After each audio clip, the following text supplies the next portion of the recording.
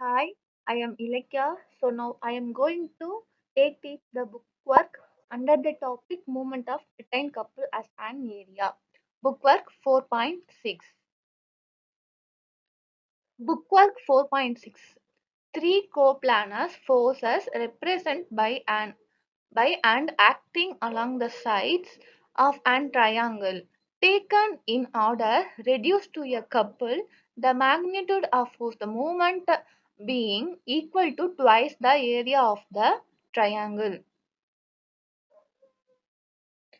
இப்போ என்ன சொல்றாங்கன்னா த்ரீ க்ளோ பிளானர்ஸ் எப்படி ஆக்ட் ஆகுதுன்னு சொல்றாங்கன்னா ட்ரையாங்கிளோட சைட்ஸ்ல ஆக்ட் ஆகுதுன்னு சொல்றாங்க.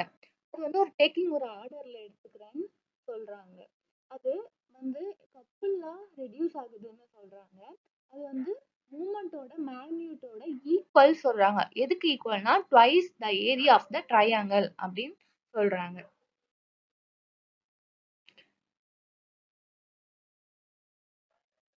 இப்போ அந்த ட்ரையாங்கிள் வந்து எப்படி ஆக்ட் ஆகுதுன்னா ஏபி சின்னு ஆக்ட் ஆகுது. கிவ் அது வந்து triangle. Then the given forces எப்படின்னா three coplanar forces acting shape act ஆகுது. எப்படி ஆக்ட் ஆகுதுன்னா ஏபி ஃபோர்ஸஸ் டிசி ஃபோர்ஸஸ் அப்புறம் சிஏ ஃபோர்ஸஸ். இப்போ வந்து சிஏ வந்து இப்போ வந்து சிஏவும் எக்ஸ்டாண்ட் ஆகுது. அப்புறமேட்டு பிசியும் எக்ஸ்டாண்ட் ஆகுது. அதனால நம்ம என்ன சொல்றோம்னா எக்ஸ்டாண்ட் ஆகுறத வந்து கப்புள் ரெடியூஸ்னு சொல்றோம். அடுத்தது இப்போ கப்புள் ரெடியூஸ் என்னென்ன ஃபோர்ஸஸ்ல ஆக்ட் ஆகுதுன்னா ஃபர்ஸ்ட் ஃபோர்ஸஸ் ஏபில ஆக்ட் ஆகுது. தென் பிசில ஆக்ட் ஆகுது. பிசில ஆக்ட் ஆகுது. இப்போ இந்த ரெண்டு ஃபோர்ஸஸுமே ஏக்கு வந்து அது ரிசல்டன்ட்டா இருக்கு. இப்போ ஏக்கு ரிசல்டன்ட்னா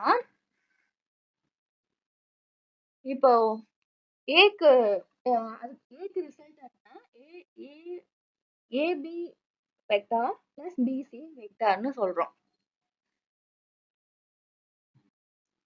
இப்போ AB vector acting at A, BC vector acting at B, CA vector acting at C. இப்போ வந்து சொன்னா the first and second forces வந்து act at A. The resultant is A plus B AB vector plus BC vector. இது வந்து என்னன்னு சொன்னா இப்படி ஒண்ணு இருக்கலாம். அப்புறம் CA vector plus AB vector அப்படின்னு சொல்லலாம்.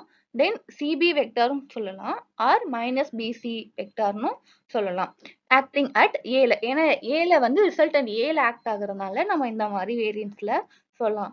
So the given three forces equivalent to the two forces.